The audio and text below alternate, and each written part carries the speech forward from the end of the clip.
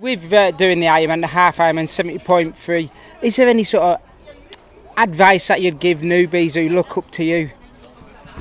Yeah, I think just keep it fun and realise that more isn't more all the time. Sometimes less training is more, and it's so important to factor in recovery and factor in, how much time do you actually realistically have to train, and how much time do you have realistically to absorb that training. If you're not absorbing it, it's a waste of training. So I think a lot of amateur athletes, they've got work, family, everything else, and then they're trying to use every little bit of spare time they've got to fit in training, and that can be a big mistake. Have you got any heroes?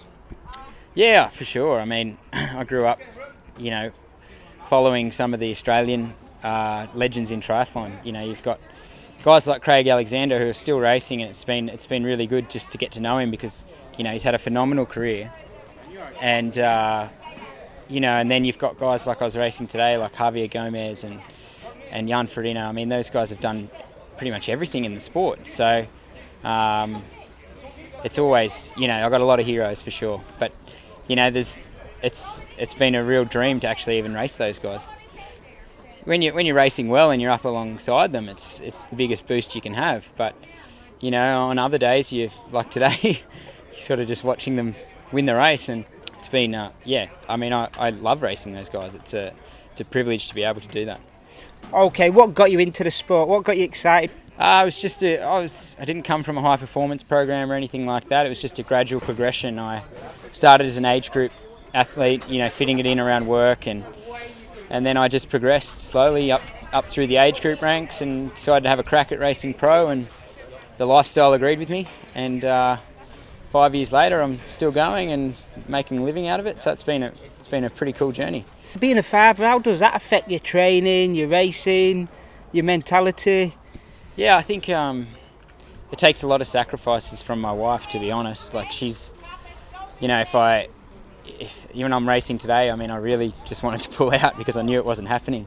And but I thought about everything my wife's done the last 6 weeks to allow me to train properly, and so I decided to you got to finish for them and for her, and make sure that it's not all for nothing. And so but I mean, of course, there's other factors. Your downtime disappears once you've got kids. So recovery, it takes on a whole different meaning. You really only get recovery when they're asleep. What's the triathlon culture like in Australia? Yeah, it's cool. I actually really enjoy training with the age group guys that are in my area, just because they don't take it too seriously. We don't have to talk about triathlon all the time, and you're not racing in every session, so I get to dictate the pace a little bit. But I'm also, the lifestyle's just, it's a blast. I mean, we get to see some of the best parts of the world, best places, and meet some of some really great people. And I've made friends all over the world through racing. So it's been a dream job. Awesome. Okay, let's have a talk through the bike. Obviously, felt sport support you. I've got the IA FRD. The top of the line felt. It's ridiculously aerodynamic. I mean, even on a day like today when my legs weren't putting out any power, I'm sure I got a fair bit of free speed out of that because I wasn't riding that well. And so I mean, it's a beautiful bike. I mean, it's light despite the very thick aerodynamic tubes, and it's been a fantastic partnership so far. I've been really really grateful for them taking me on. Talk us through it then. So as you can see, we've got I run both the aero systems up here. I've got a Tour Hands drink bottle. I tend to lose a lot of sweat in races, a lot more than other guys, so I have to strap on a lot more bottles than other guys. But when it's between the arms, and it actually doesn't detract from the bike's aerodynamics too much. And I mean, for a bike with that's so aerodynamic, it's still really stiff and quite light. So I don't know, I can't say enough good things about the bike.